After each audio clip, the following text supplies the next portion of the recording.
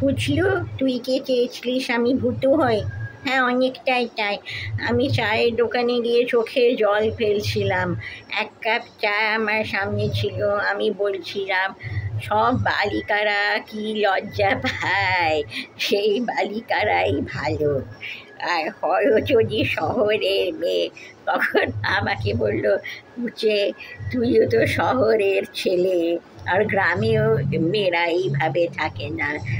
হ্যাঁ, কিন্তু আজকে তো বাটা হলুদের দিন, আজকে বাটা হলুদ, হরতনি শিলনোড়া দিয়ে বাটা হলুদ বাটেও না।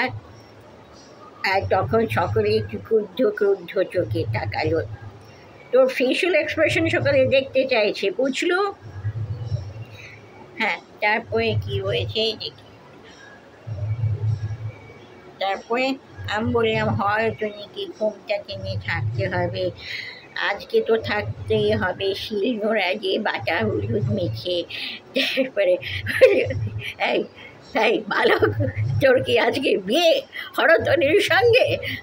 দুজনেই 5 চাইল্ড ম্যারেজ। হ্যাঁ, কিরে, জুভেনাইল ডিটেনশন সেন্টারে যাবি?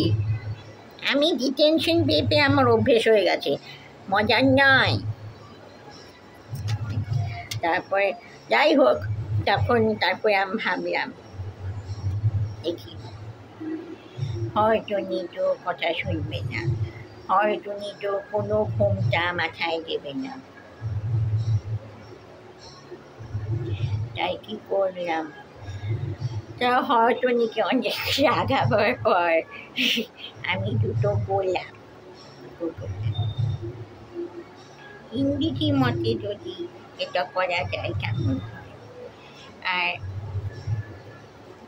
ভারতীয় মতে গাদা, আর মাঝারি মতে তা ঠিক আছে, বাটা হলুদ, পাউডার হলুদ চলবে হরতনি?